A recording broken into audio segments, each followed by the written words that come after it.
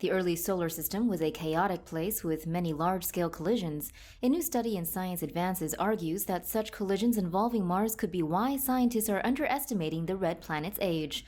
According to the Southwest Research Institute, Martian meteorites' tungsten content are highly varied. Since tungsten migrates from a planet's mantle to its core during formation, scientists are led to believe that Mars formed rapidly in 2 to 4 million years. However, the Institute's researchers say Mars is known to have experienced large collisions in its early formative history. According to their models, this would have scrambled Mars's mantle and created a heterogeneous, marbled structure. Subsequently, when later collisions on Mars sent meteorites to Earth, the debris would have contained an uneven quantity of tungsten. Using the new models, the paper's authors claim that Mars may have taken 20 million years to become fully formed.